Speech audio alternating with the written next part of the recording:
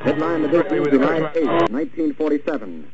The Army Air Forces has announced that a flying disc has been found and is now in the possession of the Army. Army officers say the missile found...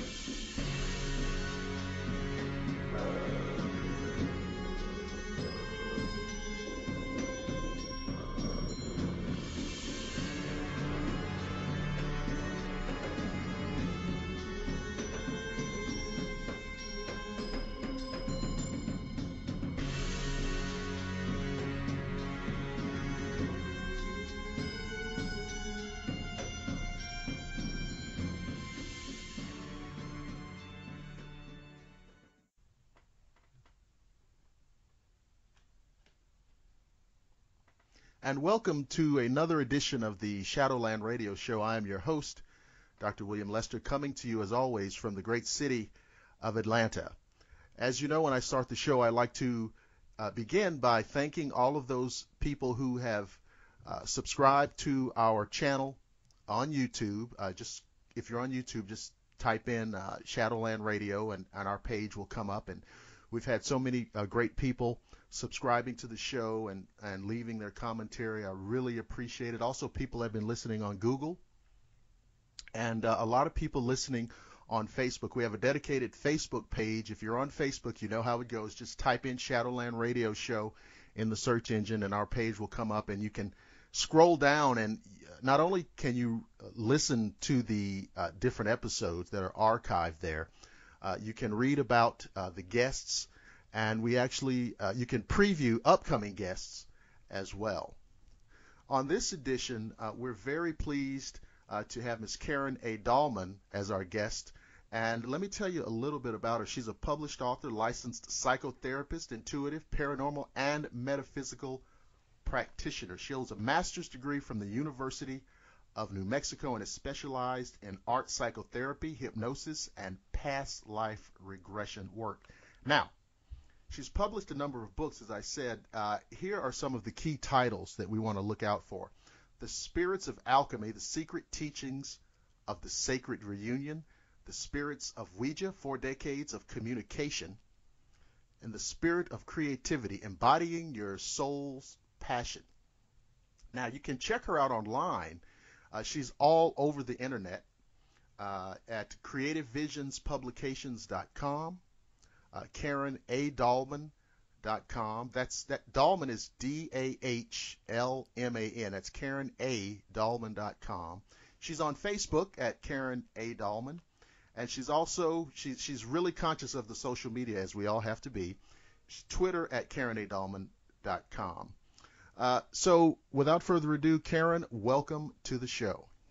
Thank you for having me, William. It's a pleasure to be here. I'm looking forward to our conversation this evening.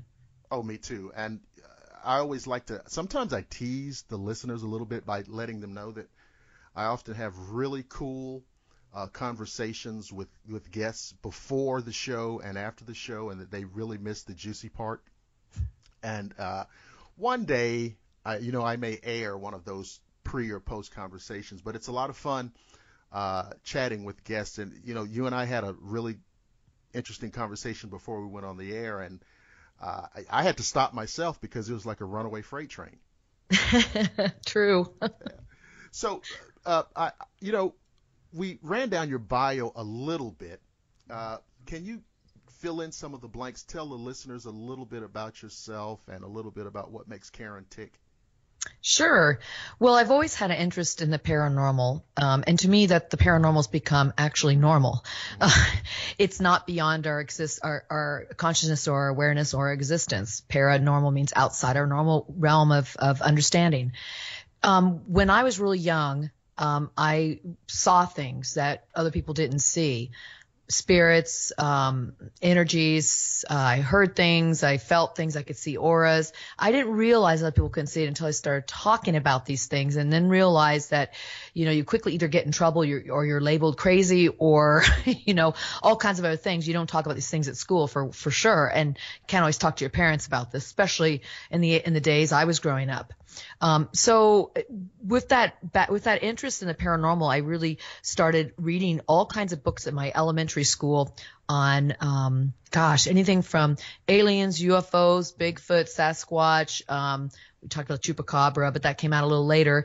All kinds of interesting paranormal things, ghosts, visitations, spirit communication, because I was trying to understand, what is this that I'm experiencing? I couldn't get answers from my family, and I sure enough couldn't get it from the teachers. So I went to the library, and I am amazed to think about this even to this day.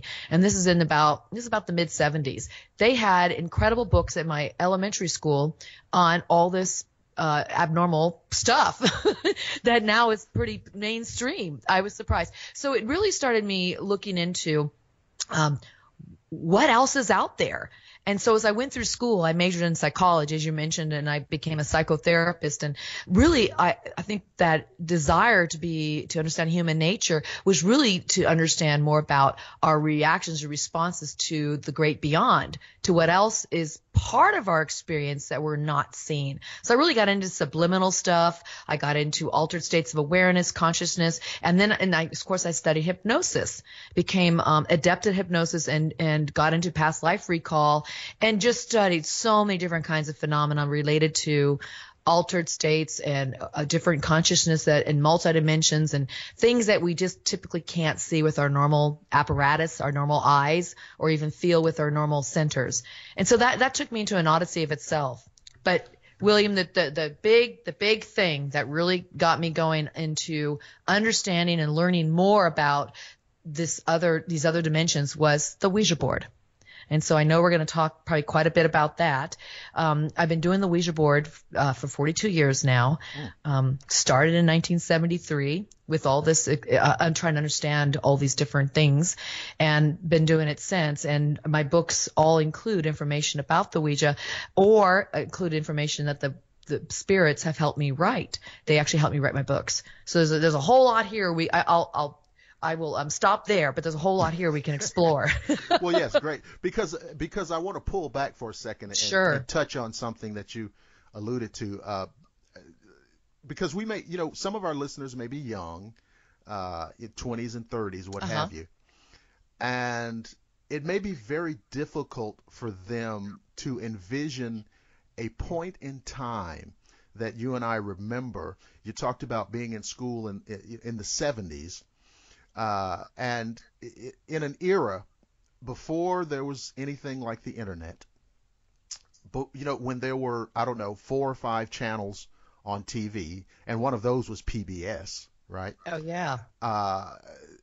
You really had to rely on your school library, your local library, things of that nature. There were a few sporadic television shows that touched on these subjects, but they were mostly specials that were on every now and again.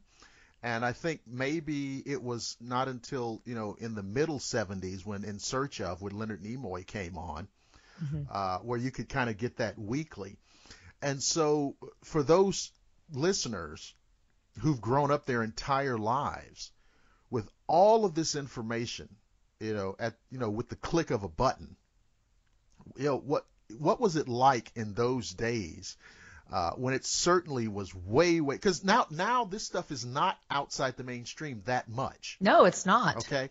But back then it was weird stuff. So, what was it like in those days? Yeah, it definitely was weird stuff, and you were labeled weird. I mean, now again, this is about 73 when I started using the Ouija board, but around that time, I remember there was a lot of I used to live on Air Force bases. Let me back up. My dad was in the military, so I was around a lot of things that flew and lit up at night, and I knew airplanes and helicopters and the Jolly Green Giants, we call them, the big helicopters, and all kinds of things. I knew how to spot them. I knew how to call out planes. And there was a big invasion of supposedly lights in the sky. And I remember seeing it, and I lived in New Mexico where all kinds of weird stuff was happening. You know, Roswell had happened in 1947, Right. but this is, 30 years, almost 20 plus, almost 30 years later. But there was still a lot of activity, and people were reporting all kinds of weird stuff. Now, you couldn't just go on the internet. You had to find this in a newspaper. If you were lucky enough, it was reported. Hear it on possibly a radio show, which was rare as well, or you experience it yourself, and then you go, "What is this?" And you don't have anybody to go talk to about this because most people think you're crazy.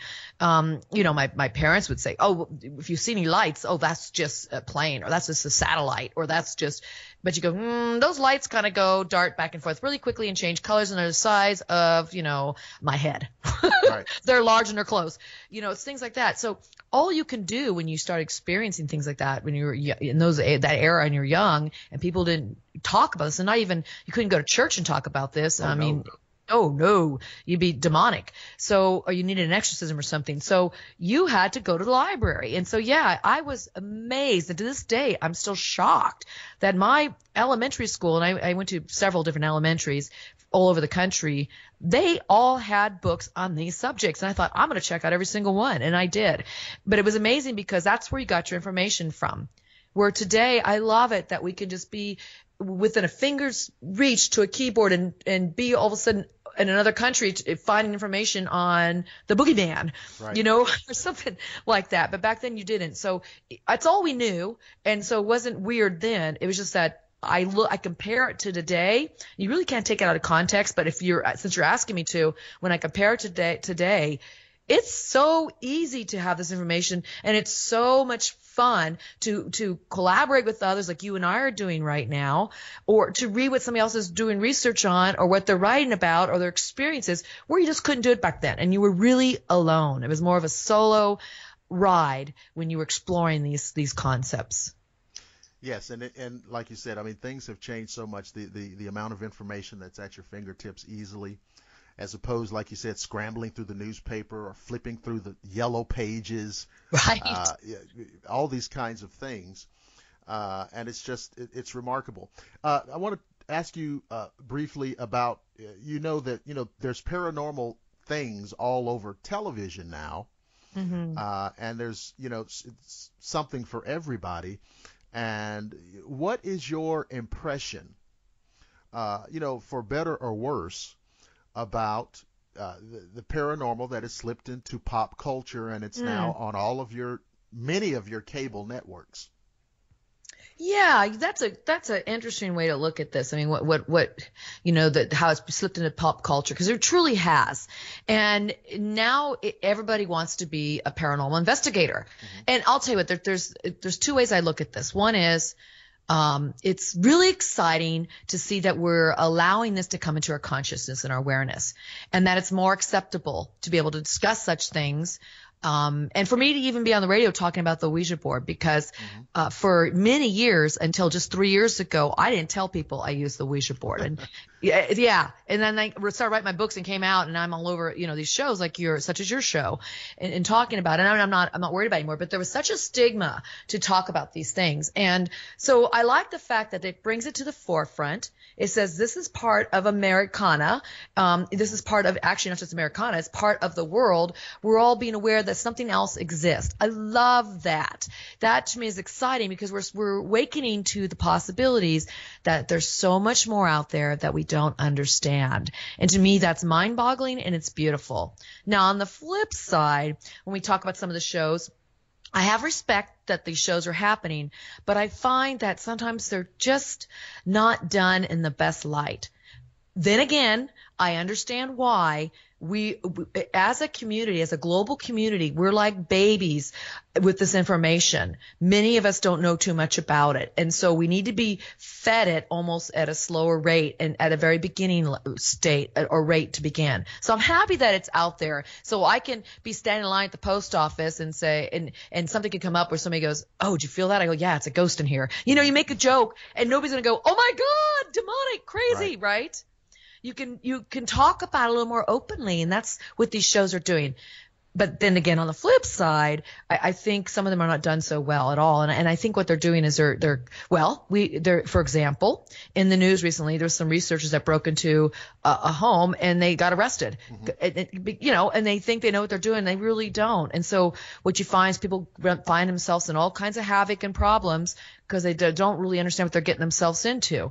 And so there's that side of it. Everybody wants to be a paranormal or a ghost chaser or investigator. And for me, I have a little bit of a problem with that because I don't think you just go out and do this work. There's some preparation and definitely some depth of understanding. For example, I would never have written my books about my use of the board and how I think you can use it and don't use it and all this stuff if I didn't have all these years behind me. I wouldn't have come out even after 10 years or 20 years of using the board. It was a total of 39 years before I came out and wrote my stories.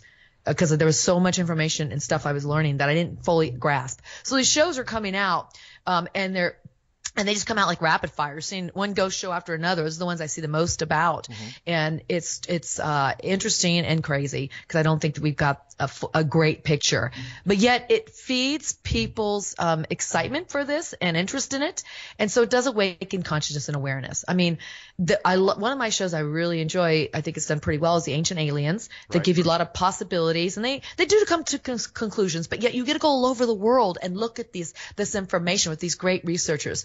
That's cool. Or chasing the giants, that's another cool one. Or, so there's some well done shows and some that really probably need help, to put it lightly. But I find it exciting. How about you, William? What's your take on this? Well, I almost feel just like you do. I mean, there are those. Ancient Aliens is an example of something that I think is well done.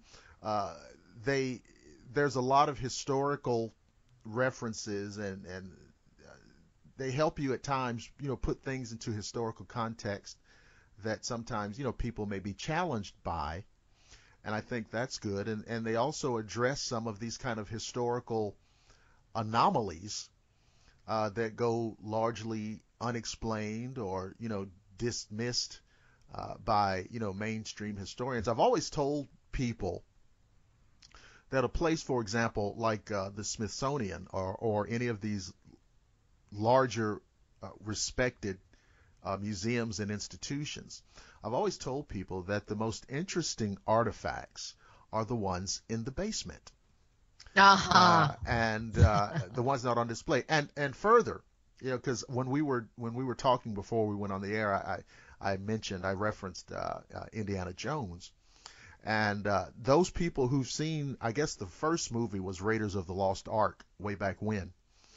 But if anybody saw that film, and if you remember the last scene of that film, I believe they had captured the Ark of the Covenant from the Nazis, and they put it in this huge crate.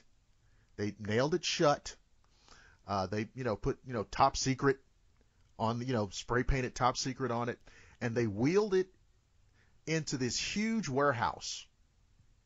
And in this warehouse were thousands and thousands of other crates that were marked top secret. And I've told people that was a fantasy film, but that aspect of it is essentially true.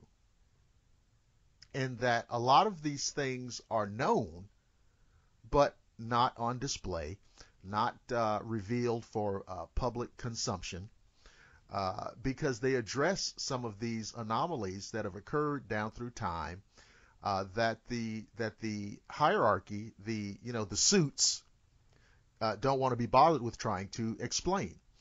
And it's when you're a part of officialdom, part of the job of being in officialdom is deciding what's real and what isn't.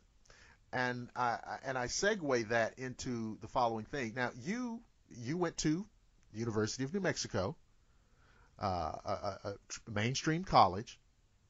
You were trained as a psychotherapist. You're a licensed psychotherapist. So I'm always curious about what happens to the person, because I'm sure when you were at school in New Mexico, I'm positive that none of your professors would have wanted to engage in a open public conversation about the reality of the paranormal and things of that nature? Yeah, I was in college in let's see, early mid 80s, All right. and I got out of graduate school in 89 and undergrad in 87. So yeah, I spent good 6 years there during the 80s in University of New Mexico.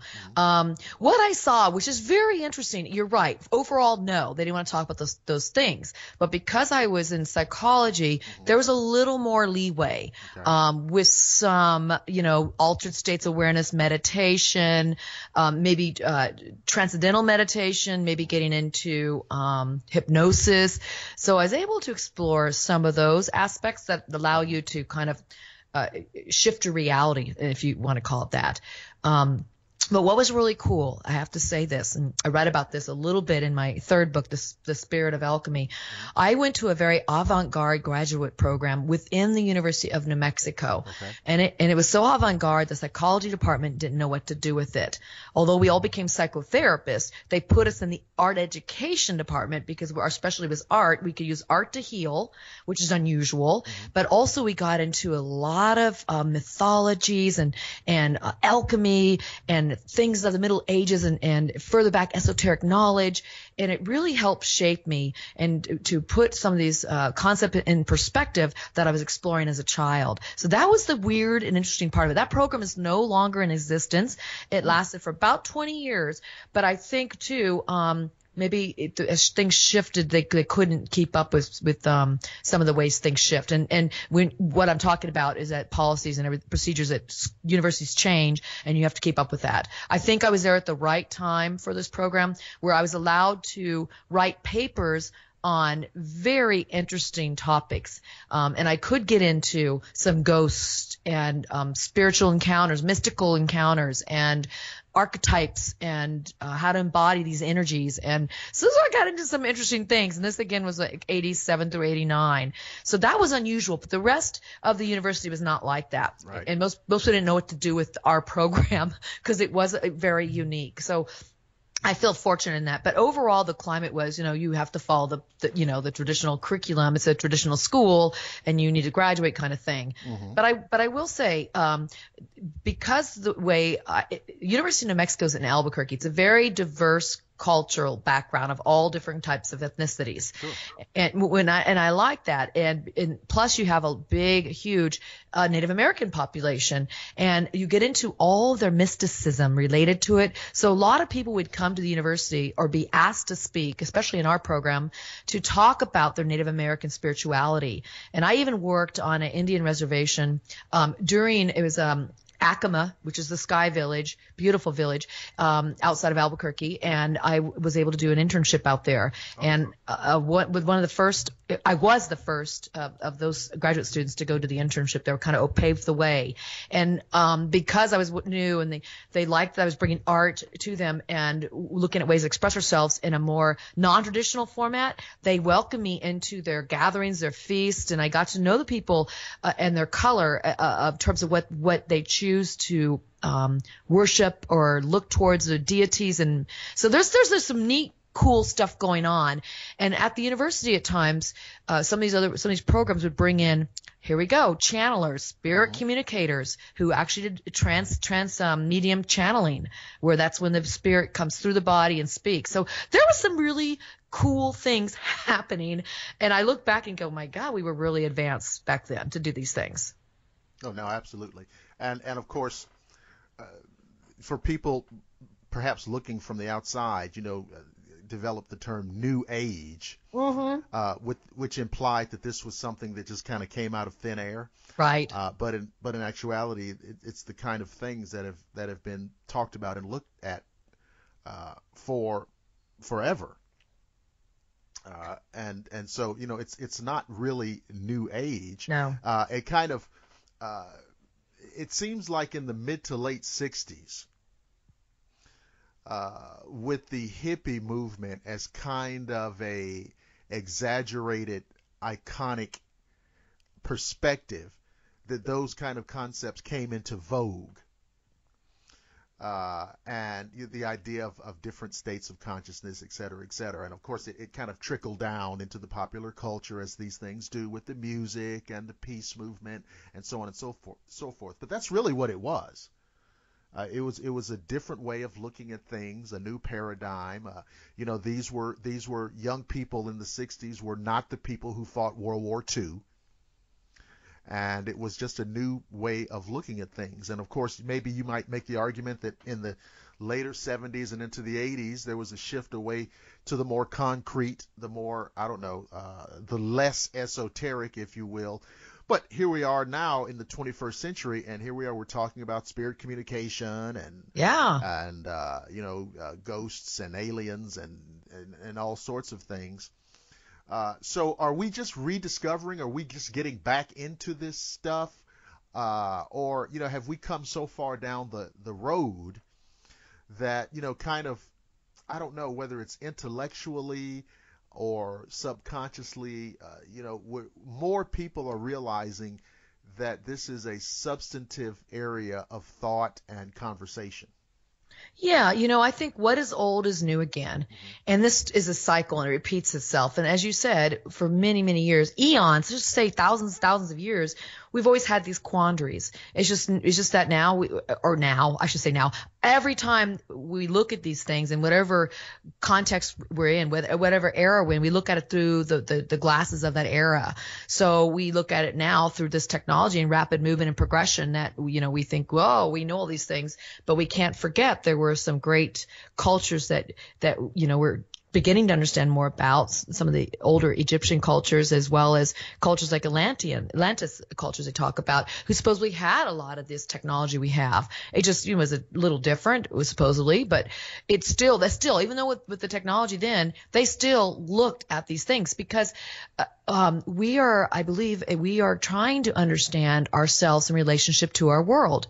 And to do that, we have to understand all the other aspects of our world that's unseen. So I really focus on trying to look at the seen and the unseen and making the unseen more practical to the seen. So what we don't know is what, we should expose. And I think there's such an interest in doing that now on an intellectual level, but also, and even more acceptable on an intellectual level, because they're doing all these research projects at all these Ivy League schools now on this level, but also on a more, iconic social level where it's like a grassroots movement and we can do it from below. What's cool about this whole arena of the supernatural, paranormal, metaphysical is that it's almost as if we can just do it ourselves. It's like what I say about the Ouija board. It's like a seance in a box. Mm-hmm. No longer do you have to pay the people to put on these great seances. You too can do one yourself for $9.99. So I look at things like that. Everything is a little bit more tangible. We can touch it so quickly because of technology now. So it's not that it's any different than it was before in terms of people searching and seeking, but the ability and the way we do it is very different. So you just referenced the Ouija board, and this object has been the source of so much conversation, so much debate, so much rancor, controversy, and there's a million different opinions and viewpoints. Let's dig into this a little bit and go back and tell everybody your beginnings of your experiences on the Ouija board and how that evolved into, where you are today. Well, I had some friends who lived down the street from me, two little gals, and we were 8, and I think her other sister was 9 or 10, but we were right around the same age. And I was playing with them at their house, and they pulled out some games, and they said, here, they pulled the Ouija board out. Parker and Brothers. I thought, what is this? I didn't really know what it was. And they said, well, this is, you can use it to talk to dead people. I said, oh, this sounds cool. Let's do it. And so they were using it and just being kind of silly. And I said, who are you talking to? And they said, well, we're just talking to spirits. And then they said, well, watch this. And they started talking to, they said it was their dead sister. And I went, I didn't know you guys had a dead sister. That was my first response.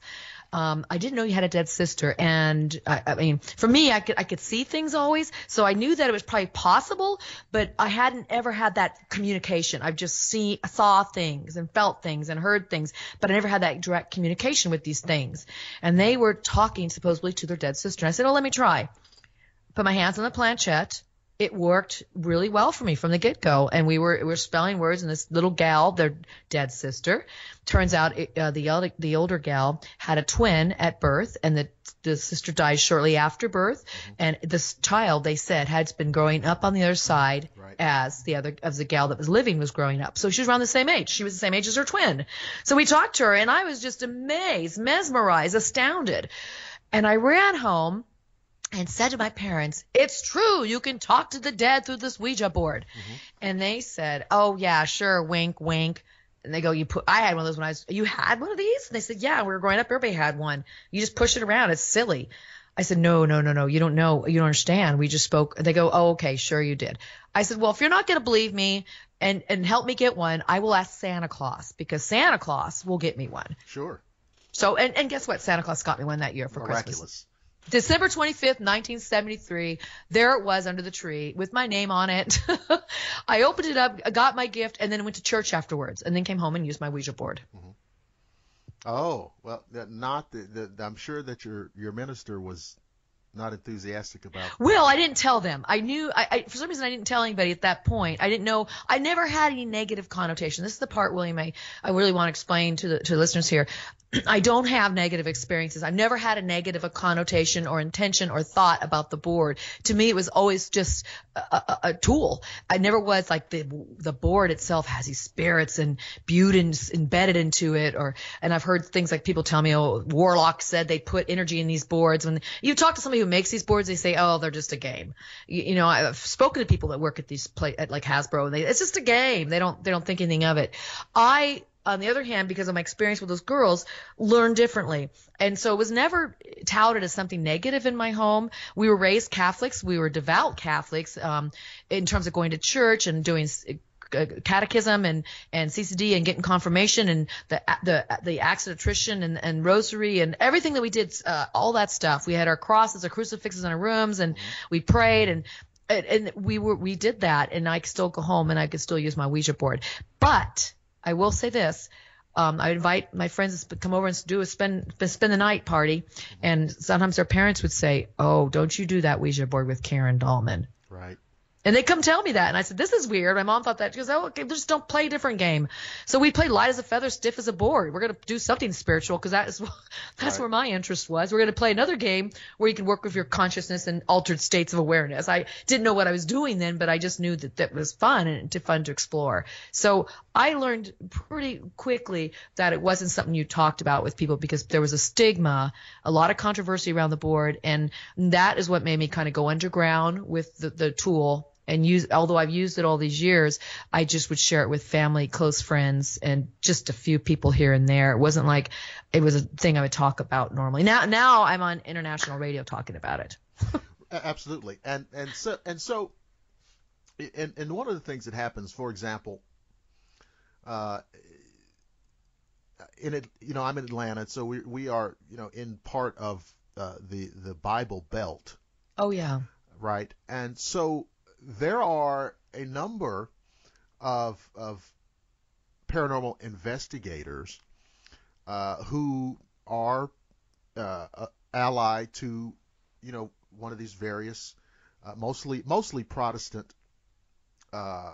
affiliations, and they tend, and again, I really don't want to paint with a broad brush here, but there is I feel a disproportionate number of these type of individuals who view all of this through the lens of their theology, okay?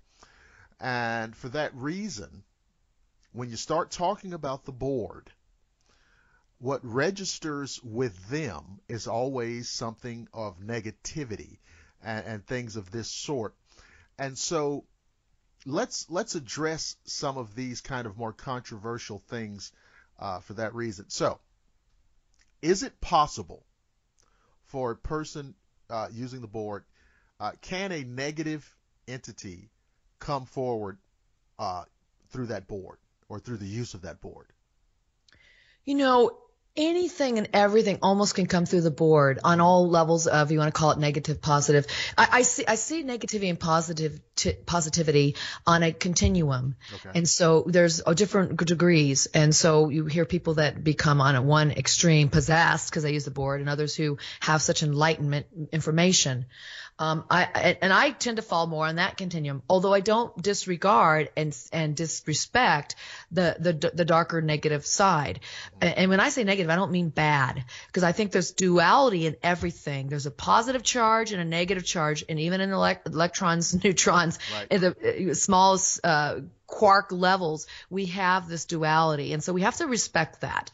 And so when people come to the board, this is my biggest thing that I will share, and what I'm learning over all these years of doing. And I want to say learning because there's so much more that I'm exploring that will be probably in the next 8 books I write about this subject, is that whatever we are within, what we bring to the table, our projections, our fears, our inadequacies, our weaknesses, our strengths, our loves, our kindness, our energy, is what we will get on the other side through the board. Okay.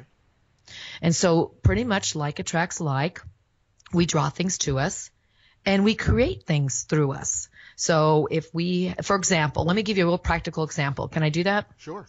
Okay. So let's say you wake up in the morning and you wake up on the wrong side of the bed. Nothing's going right in the morning. You spill coffee on your keyboard and you have to hurry off to work, and you forget to let the dog out to go to the bathroom. And then you get in a terrible traffic, LA traffic, and you finally get to work. You're late. Your boss is yelling at you.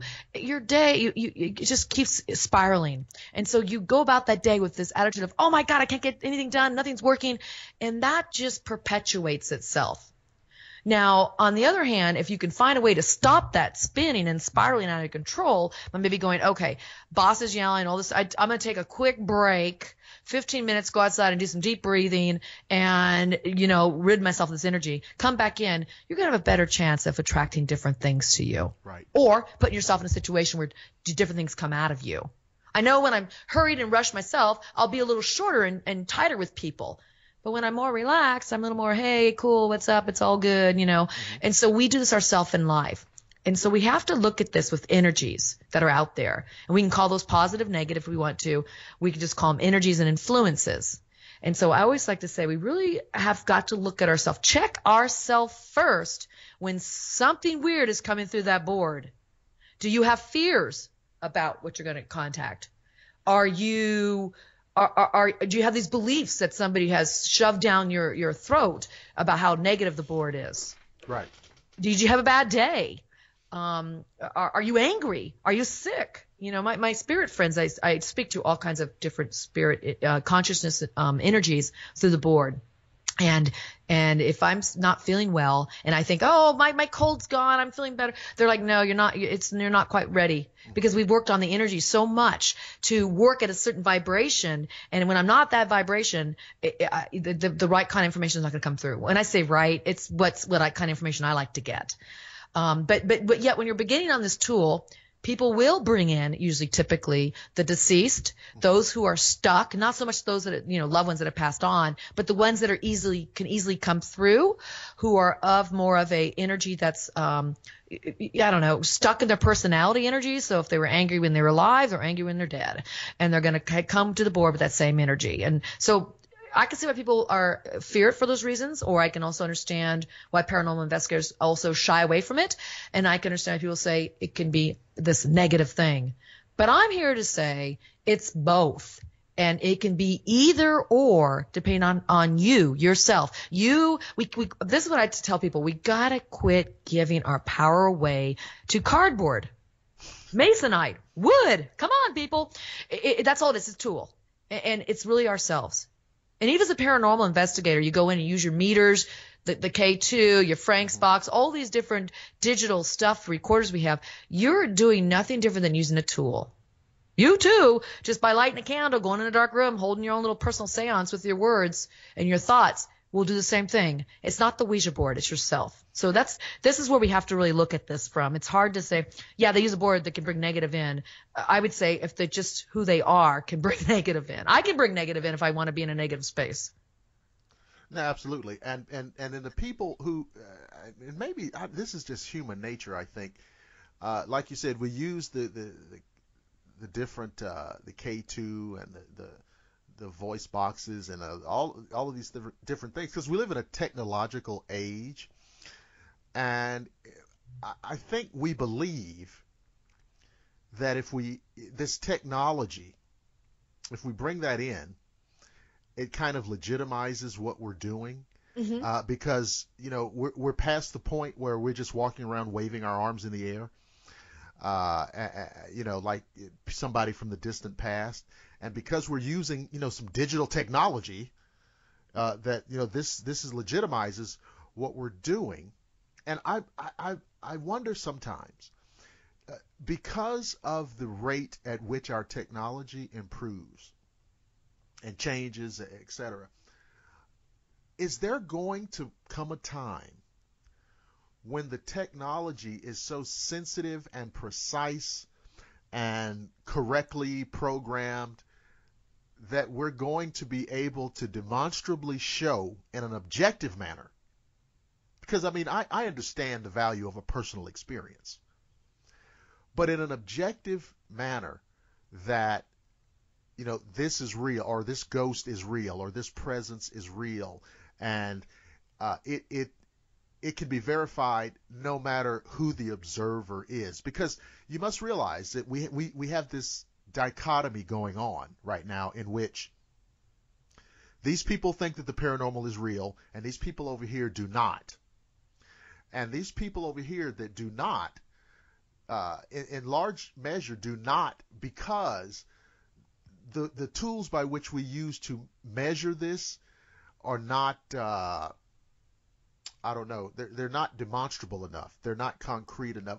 Is there ever going to come a time when we develop that technology?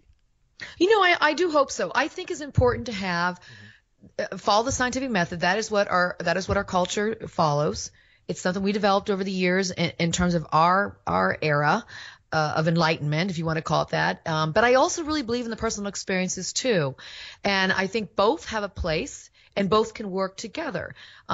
So I really do hope that technology develops enough where we can start measuring these things. And the reason why, I don't need that for myself. Right. But I think maybe 30 years ago, 20 years ago, I might have needed that. I might have wanted more of that.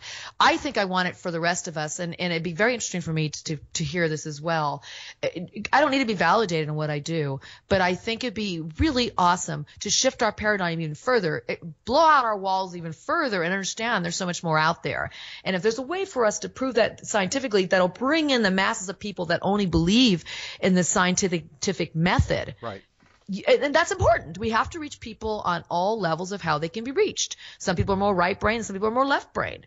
And so we can reach those people that are in that category of scientific method and not measuring. Then I'm all for that. I think we need both. I don't think one negates the other. No, I don't think one is better than the other.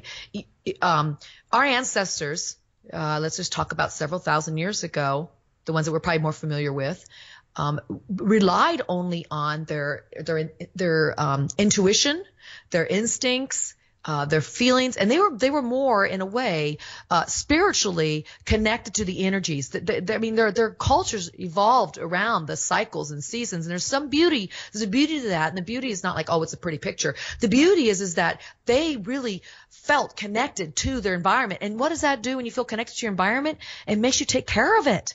It makes you take care of things better.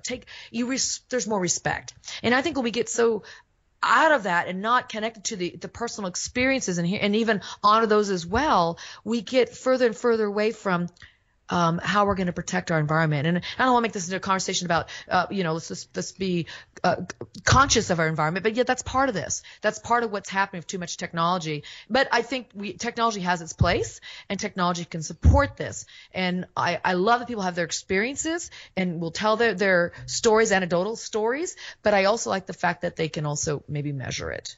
Right. The two go together nice in a beautiful marriage of dualism. Again, duality is the key. There's always there's two sides to everything. Exactly, because I mean, it's like, how many, for example, we have millions there's photographs of UFOs.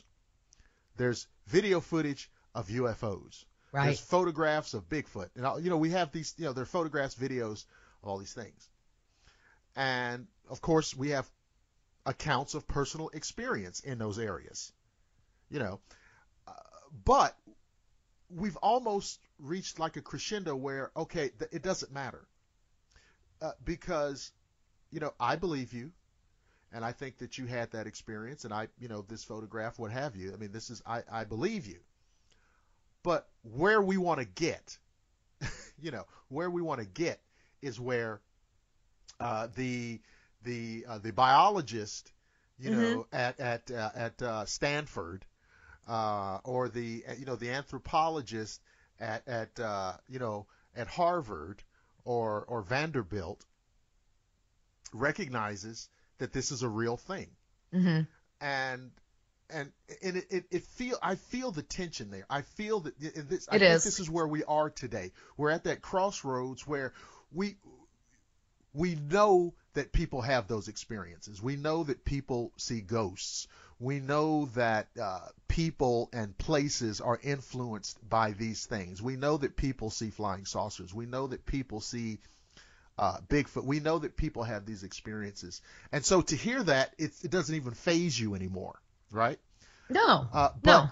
But to make that step to where, the guy who's the head of the psychology department, at the University of XYZ, can publish a paper on it and not destroy his career, that kind of thing. And that's what I'm kind of hoping for. And you see, we talked about these television programs earlier, and some of the better ones, you see them using this. Well, I've got this monitor, or I've got this, I've got night vision, and I've got thermal whatever. I don't even know what half of this stuff is, right? And it's like, yeah, you almost got it. You almost captured it. You almost, there's just have a little bit more. And I see the tension of this going on. For example, many years ago, some Bigfoot researcher, cryptozoology, discovered, how they find these footprints and they take a plaster cast Mm-hmm. of the footprint. And he discovered, as he examined this particular set of tracks, that the tracks had what they call dermal ridges, which is basically like fingerprints on your feet. And all primates have this. Gorillas, chimpanzees, people, we have them. Mm-hmm. And they are as individualized as your fingerprint. And he looked at this as a remarkable piece of evidence that this thing was a real living organic thing, because it's got dermal ridges, right? And I think he took it to a primatologist, someone who's an expert in apes, to look at.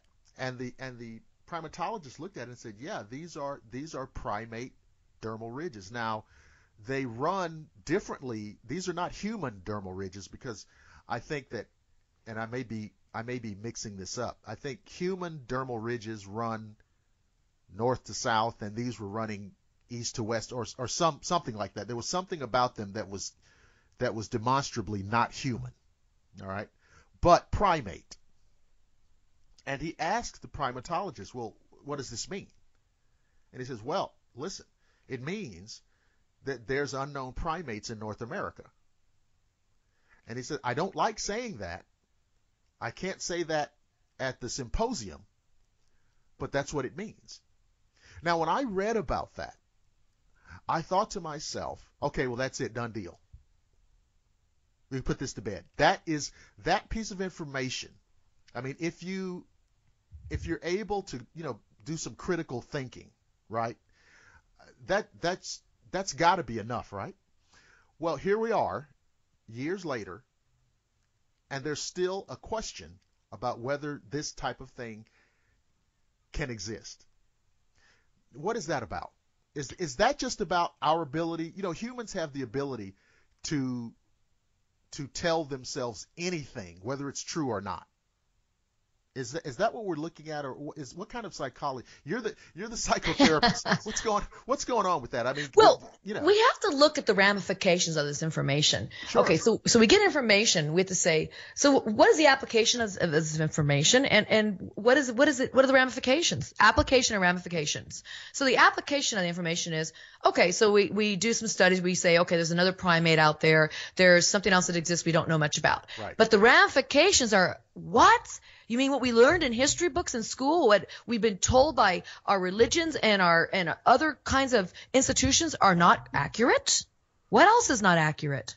Well, you see, and you're dead on. You're quite right in the way you assess that. But see, here is my counter to that. Don't we go through that all throughout our lives? The things we thought and imagined and believed when we were 10 are different than those things at 18 and at 30 and at 50. I mean, we go through this evolution our whole life. Things that are true right now, you may have been completely unaware of or hopelessly naive about 40 years ago. So, I mean, isn't that what life is? You have to constantly, there's this turnover, this paradigm turnover. What was true then isn't true now. We see this. I mean, now that to me, okay, maybe I'm just honing in on the way I deal with things, and maybe other people, kind of get locked into a worldview and just dig in. Is that what we're talking about? We're talking about you used the word ramification. We're talking about upsetting worldviews. Well, what happened when we learned the world wasn't flat? Oh, people got in trouble. People were tortured and maimed and put in prison and killed. That's you true. you could go against the ruling faction. The ruling faction then was church, and they didn't want you to believe that the world was round. And I don't know whether it was Galileo or Copernicus who got into trouble about telling everybody that the Earth spins around the sun. The sun, and the sun was the center of our universe. Exactly. And he got in all kinds of trouble because there was this Earth-centric idea that we were dead smack center of the universe. Everything was about us. There was nothing else beyond us, Right. and we were the chosen people of God. And so you have to look with, again, we can't take it out of context, but back then people were killed. It's like my third book, I talk about the alchemist who had all this esoteric knowledge of mysticism, and just for sharing any of this or talking about it, if they weren't in hushed circles, they would be killed. Again, you were tortured, maimed, killed. Your family was ruined. All kinds of everything was taken from you. So at least we live in an era where we have more freedom. Not all countries do, but we have more freedom to speak. And so this is exciting because as you mentioned, how there's a progression in our thought, and it shifts and change as we mature. Knowledge is power. That helps in many levels. And also, I find as we mature, and if we are open, we find that we really don't know much at all, even as we get older. And then we find that even those walls have widened further, and we go, wow, maybe I knew a little bit more when I was a child and I could actually talk to the fairies. Maybe I lost something because now I can't do that. I look at things very differently on that level because of my experience of seeing and hearing and being around all these energies and trying to put that stuff away for years, kept creeping back. And then I'm like full force in it again going, wow, I get it now. Well, how could I have been, so close to it? Because I was told and taught, and it's not just a worldview. It's also your own personal view, your familial view, the view of the family, your cultural, societal, where you're trying to grow up and fit in, and what you're being, told. The media creates you and shapes you. Your family shapes you. The institutions you belong to, the schools you go to, the religion you follow, all these things shape us and tell us and ask us to be something. And what allows us to actually make these shifts is if we just kind of step outside of ourselves from time to time and say, all right, let's listen to this gentleman who found this possibility of different primates out there that we're not aware of, and what does that allow us? Let's don't forget that. Let's don't throw the baby out with the bathwater. Where does that take us? Because this is proof there's something else out there. Yet we want something more hardcore, I guess, is what we're looking for. Two things to this. It's exciting because we have adventurers out there, developers out there, researchers out there who want that. Yes, get that proof. And the other thing about it is it makes other people who don't really follow that whole scientific method to at least want to go out there and search it themselves. Right. So again, this opens up our consciousness. This opens up our awareness to what's out there. And I truly believe, my whole motto in life is, as we explore and expand ourselves out there, our worlds within shift, change, and we grow into the greatness within, because we're allowing ourselves to be more of who we are and to explore more of what this world is. It's reflection. It goes back to, you get on the ouija board what you put into it. If I think negativity, I'm going to get that. If I think that I want to really have a great experience talking to my dead grandmother, that's probably who I'm going to attract, as opposed to attracting, this earthbound spirit who's going to, be possessive and negative towards me. So we have to really look at that. We have to really look at, as quantum physics explains too, it's the observer that has the effect on the experiment itself. And so we have to look at our own constitution of who we are as we go about all this work and research that we do, whether it's in the paranormal, whether it's with cryptozoology, whether it's with aliens. We have to look at, we are part of this equation now. You can't remove yourself from the equation of this experience or this research or investigation. We are part of it. We cannot remove the subjective aspect of it. Or what science is showing us now, the energetic aspect of ourselves from it. Yeah, that's absolutely true.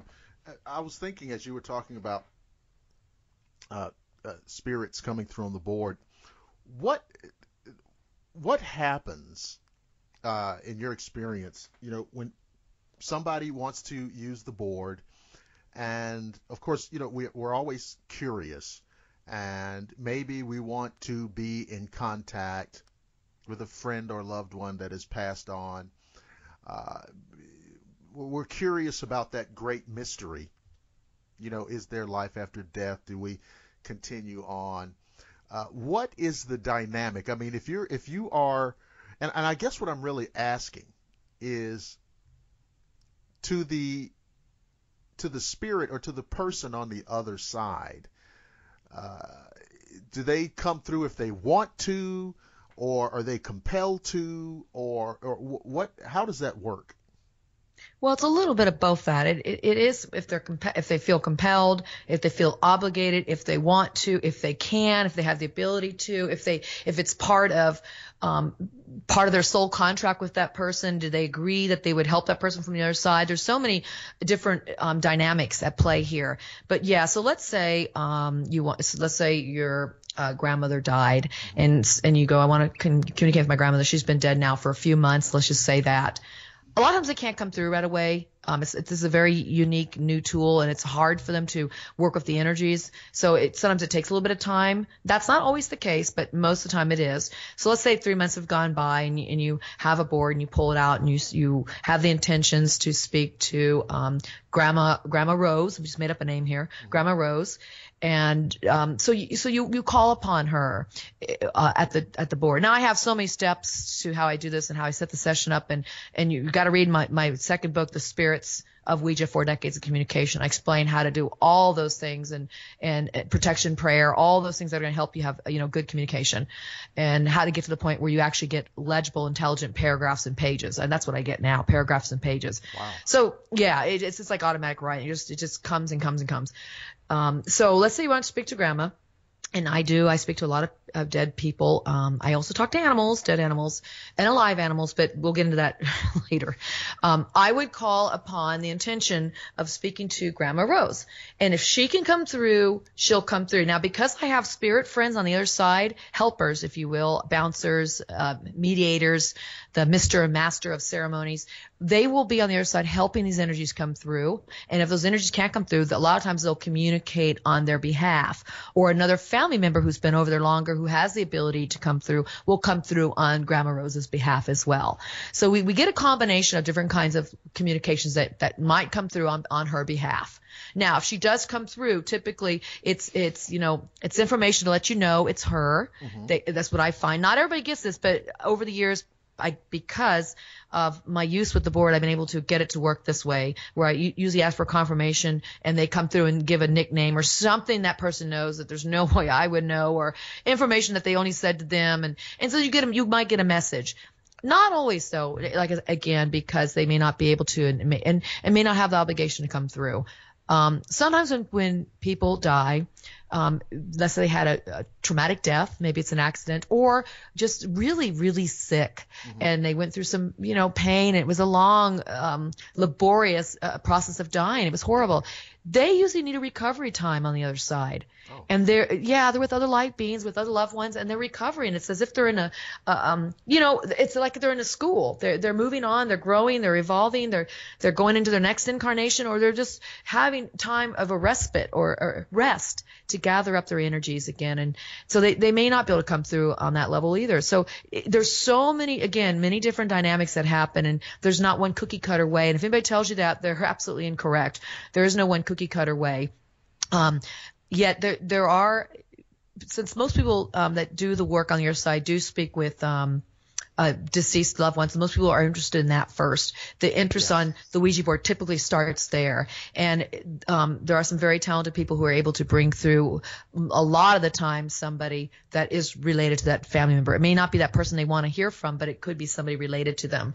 And that's the same. If there's an intent and the person that comes to my sessions and says, I really want to talk to this person, I bet you 8 times out of 10, we're going to get at least a representation of that person. And the other 2 times out of 10, my other spirit guides will come through and have a message on behalf of that person. Wow. So that is so fascinating. And so here, and I'll ask you like this. I always wonder about, and I can't think of a way to ask it that doesn't. It sounds really humorous, and I'm not trying to be. Oh, that's okay. We can have fun with this. This is a funny topic. Right. It is.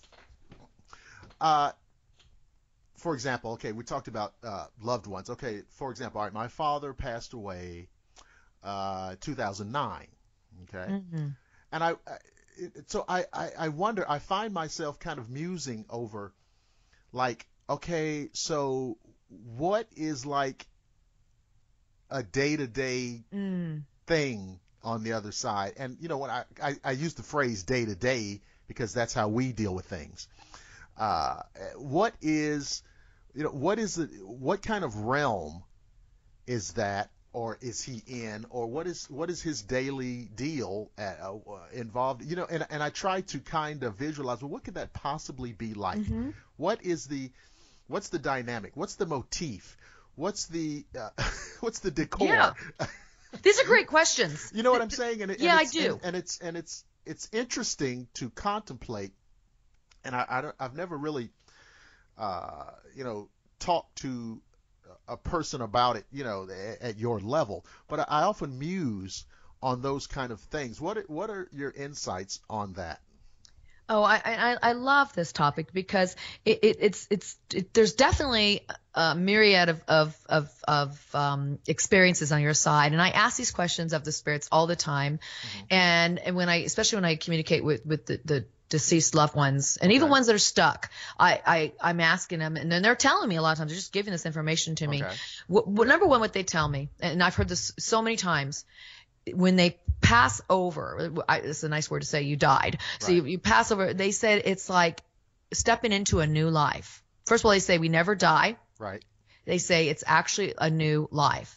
And so they get to experience what it is. It's okay. Again, this is about who you are inside is what you're going to attract to you. Right. They're going to experience, if they believe Jesus Christ is their Savior, that's what they're going to experience. All right. If they believe Buddha, Muhammad, or an animal is their savior, that's what they're going to experience. It's going to be of their free will, of their intentions. And typically, when people die, they move over. Somebody greets them. People talk about the light. Sometimes people see darkness, and that's also because of their own fears. And that happens. That's not a bad thing. It's just what happens, And so, but there's always going to be an energy, a guide or a guardian, or angel, or a loved one that's going to help you. And they're going to be patient with you until you're ready. So those that are stuck, sometimes it's not as a bad thing. It's part of their lessons in evolution. They will help them eventually when it's their time to move through and go into, we call it the light. It's such a cliche thing to say, right, to go into the next realm of where they're supposed to be. And when they're there, they're met, and I learned a lot of this through past life recall with clients of mine, and through my own as well. That you go into this period where these beings, energies are with you, and they help you review your life, what you did, who you did it with, your thoughts, your feelings. There's something you wish you did differently, and it's never a judgment, although you may judge it. It's more about how can we help you progress to your next level. And it's not telling you, oh, you were bad, you're going to go to purgatory, you're going to go to hell. Though people may end up in a space that looks like that. And I believe it's because, and what they've told me, it's because of what they believe, their own beliefs. For example, a friend of mine had a stepmother who died not too long ago, and I spoke to her on the board after about 6 months of being deceased, and she said, I am so scared. I can't see anything around me. I'm afraid to move, to do anything. I was a bad person. She thought she was. Now, nobody's telling her this. She's thinking this. Okay. I didn't do things the way I wanted to. She's telling me all this stuff now. I was a bad person. I wish I could have done things differently. I'm stuck. And I said, whenever you feel like you want to move to another level of existence, I can help you. Well, I was bad. She didn't want to hear it. She doesn't want to hear it yet. So it's been about a year now. And as far as I know, she's still in that state. And every now and then I check in with her. But it's because she wants to self-punish herself. So a lot of them, they go over there. If they're feeling, just guilty and stuff, they may do a little self-punishment. But there's never like you're stuck. You're stuck in oblivion, or I don't believe in this Dante's Inferno hell.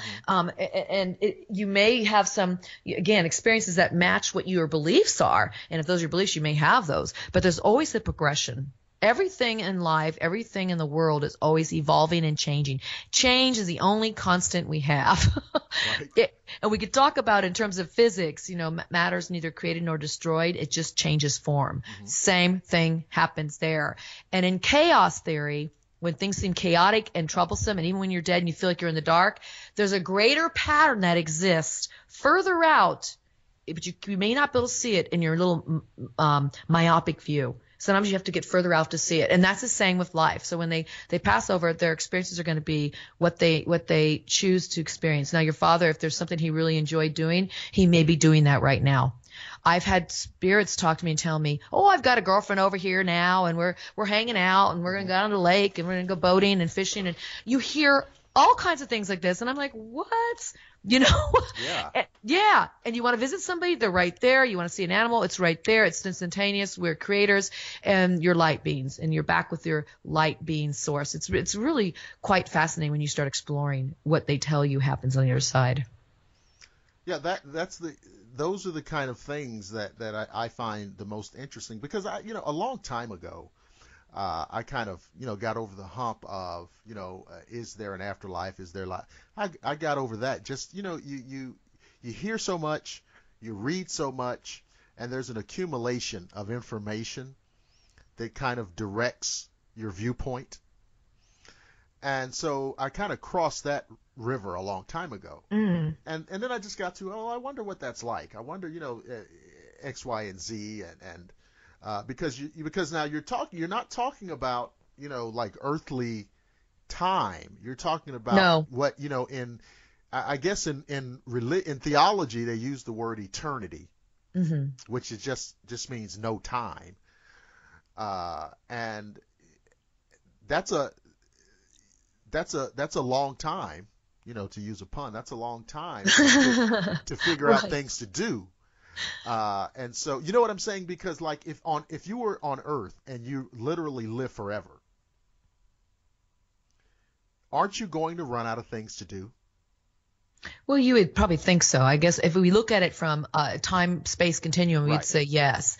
So this brings up another piece. So I don't typically spend most of my time speaking to deceased people. I speak to ethereal beings, light beings that usually help the people cross over who have never been in a body, physical body. They're what you would call discarnate ethereal beings. They've never ever been born in a body. And so when I talk to them, they talk to me about their sense of timelessness. They don't know time, yet they'll joke with me about my time, that I have to. They say, why are you in a hurry to get this done? You have eternity. And I'm like, well, you don't understand. I got a deadline. They're like, okay, in your human terms, you put this deadline upon yourself because that's how you measure. They understand why we do the way we do it, and we understand that too. But for them, you're right.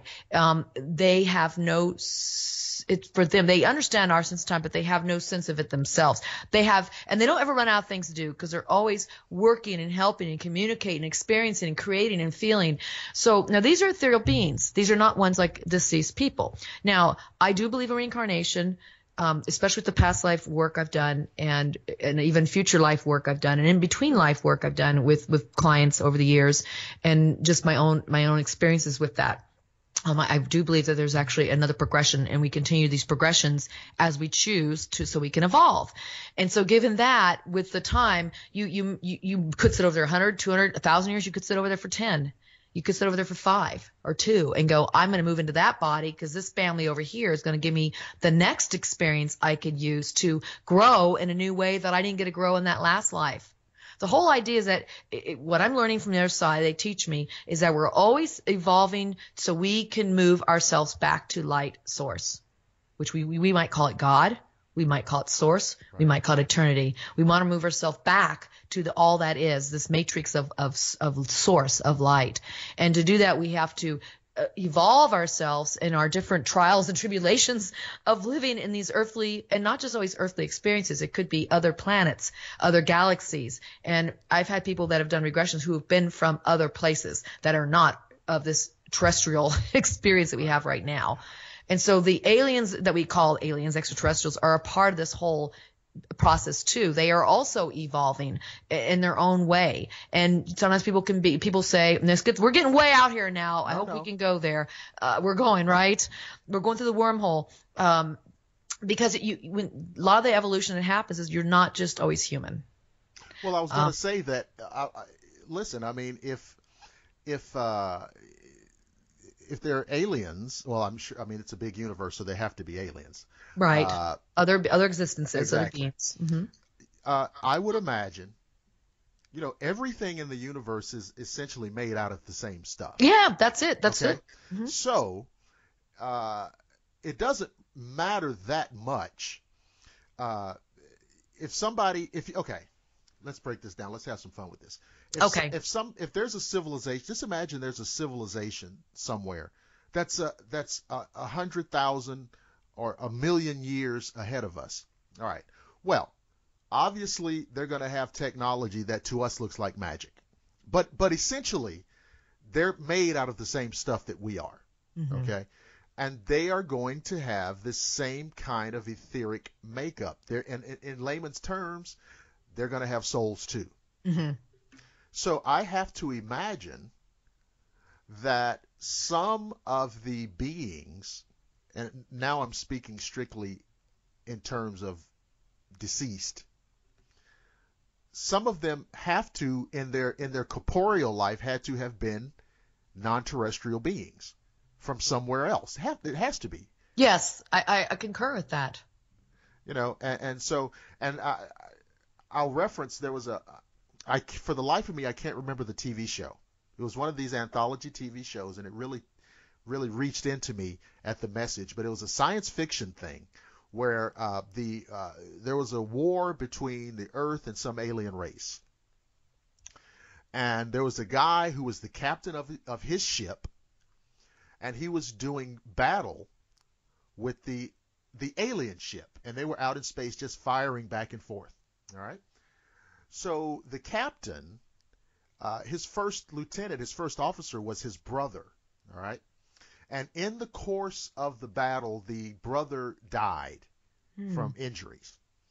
And you could imagine that the captain was obviously grief-stricken at the loss of his brother, but he was angry because he felt these aliens caused that, right? I'm going to teach them a lesson. Now it's a vendetta, right? It's personal. So he damages or destroys or disables the alien ship, and they go on and they board the ship, and he discovers that what has happened to him has also happened to the captain of the alien ship. Fascinating. He lost his brother in this battle. And so it's like, oh, gee whiz, that's, now you know what it feels like. He really didn't have any sympathy for the other guy, his opponent. So he's laying in his quarters, he's sleeping, he's trying to sleep, he's tossing and turning, and the spirit of his brother appears before him. And he's trying to console him and counsel him, say, hey, it's okay, this is the deal, they're not going to invade, Earth will be safe, okay? And then, just at that moment, the spirit of the other alien who had been killed on the ship appears next alongside of the brother spirit. So they're appearing to this guy simultaneously. And the ghost looks at his brother, and he points to the alien ghost, and he says, you see that God loves them too. Oh, wow. And that was like how the episode ended. And I said, wow. That's good. Wow, I don't know that show. I have no idea what show that was. It's intriguing. Yeah. It's a very intriguing story. And I think that's a good example of, it's true. We're all part of Source. We're all made of the same stuff. We can talk about it more technically. We're all made of the same stuff. Stardust, ash to ashes, dust to dust. We're all the same energy. And what they tell me is this is what they tell me. Here, this is an example. This is a direct quote from them. This is what they told me. They said, and this is my ethereal beings I communicate with, and I talk about them in my second and third book a lot, the spirits of ouija and the spirit of alchemy. They said, we are vibration, flowers are vibration, you are vibration. What separates us is frequency. So basically, it's the rate of vibration that separates any of us. So if your vibration's a different resonance, a different speed, then you're going to have a different creation. You're going to have a different abilities. And that puts it really in perspective. We're no different than a flower, yet flowers seem to have no consciousness. But yet they are of an energy. We're of an energy. Everything is nothing but moving molecules. We know that from quantum physics. Sure. It's the rate of the vibration that changes it, makes it look solid to us. So when in a traditional, you can imagine like a Halloween haunted house. When a ghost walks through the wall, yeah, right. It's because the frequency of the ghost, of what the matter that makes up the ghost, is different. It's different. It's a different vibration than the wall.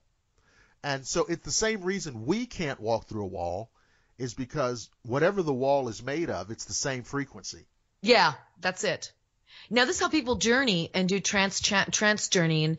Some of the shamanic journeying is that they actually shift their consciousness to change the frequency, and they actually can do out-of-body travel. They can move through it's like dream state. You can move through all kinds of things. You can even shape shift, and it has to do with the whole idea of working with this vibration. But this is what the spirit friends, I call my spirit friends, teach me about how everything is connected. Yet we're all from Source. Yet things appear, what they appear to be isn't really what it is. It's an illusion. But yet in our reality, we tend to think we're all very separate. But that's not true. Now, you talked about, can you tell the listeners about exactly what kind of work you do with people? Well, my work with people is okay. I've done all kinds of work with people. So traditionally it's psychotherapy, and art psychotherapy and hypnosis. Now, I left that world, that realm behind about 15 years ago, hung it up, and went into the high-tech industry, talk about technology. I actually helped develop and design cell towers to make our mobile wireless phones work, which is interesting to me because what I do with the Ouija board is I call it my cosmic wireless phone. And what I build and help design are the infrastructure to make our wireless mobile phones work. So I'm really in the same type of work, but just different industries. So that's what I really do for my traditional work in the world. But what I do since I came out into the world with this information about my work with spirit, I've been opening it up to open message circles more and more, and people will come to me and experience the messages from spirit, from their loved ones, and start learning some of this more esoteric, mystical information that they're teaching me. And so my big push with people right now is to be on shows such as yours to talk about this, to hopefully help us open up our awareness to just limitless possibilities in life and into our experiences, so we can actually help shape and co-create our own worlds. We actually have the ability in the human form to create. It's almost like the law of attraction, but it's beyond that. It is that, but it's beyond that, because you actually have the ability to practice and put this into applications within your life to make great shifts. What's going on in the world right now in people's lives is kind of chaotic, and a lot of havoc's happening. And I think this information is very timely because it teaches us that we really are empowered beings. We really are light beings. And if we can learn to shift and work with some of this energy, we can manifest, co-create our worlds and have a better experience. Doesn't mean you're going to all of a sudden be magical and walk through walls, but what it means is you begin to understand that life has its ups and downs, but you can find your center, and you can actually traverse through these ups and downs in a lot more more of an easier ride through it, I would say. So all my writing and my work with people is really about activating this within yourself through these esoteric principles and teachings. And again, what I'm talking about is not new. It's not what is old is just new again. And I'm writing about this in now traditional terms of how we can apply this within our own lives in the here and now in our 21st century. So if people want to consult with you or take advantage of your experience and background, so that they reach you through the KarenADahlman.com. Yes, that's right. Okay, so that's and again it's Karen, the letter A, and Dahlman, DAHLMAN, KarenDahlman.com. And now CreativeVisionsPublications.com, is that more dealing with your writing projects? Well, both of those go to the same link. Okay. That is actually my publishing clearinghouse, you can call it. That's where I publish through, but I am the author okay. on those books and that website. So yeah, you can reach me through both. I put both up there, and people are interested in my books. You can get autographed copies there. You can always find my books at Amazon.com and any bookstore. You just go and ask for it, and they'll get it for you. And it's Amazon around the world. You can get it too. So we have the Spirit of Creativity, Embodying Your Soul's Passion, the Spirits of Ouija, 4 Decades of Communication, and the Spirits of Alchemy, Secret Teachings of the Sacred Reunion. So all of those can be had easily on Amazon. And you are also, as you should be, on Facebook. So if people want to check you out and drop you a little message. Please do. And we are launching a brand new website. It's totally revamped. I'm very excited about it. And that's going to be out at least by the 19th. And hopefully, our fingers are crossed, it may come out even within a week. So by the time this is up and everybody's listening to it, hopefully the website will be there. If not, check back, because I've got a lot of interactive stuff on there. I'm going to be doing, and I have my YouTube channel there, but I have like a lot of interviews. I'll be doing my own teachings on there. All this is free. Not my books, but all my information on there is free. And if you write me an email and you have a question about the board or spirit communication or any of the stuff we talked about, I answer all my emails. Sometimes it gets overloaded and I might take a few days to get back to you, but I will get back to you. And I love the dialogue and discourse of talking about these subjects. And really, again, my goal is what is the application of using the Ouija board? Why am I doing it? It's not, for me, it's not just hype or fun or to scare myself or get adrenaline rush. It's really about an application of how it can really help you within your life, spiritually, physically, emotionally, on all levels, and psychologically. It's a fabulous tool, and I'm here to share everything I can about it. And so what we'll do when the podcast drops, and of course people usually go to YouTube because it's just out of habit. People just flock up to YouTube. And so what we'll do as people are listening to the audio, we have a little slideshow kind of going along as people listen.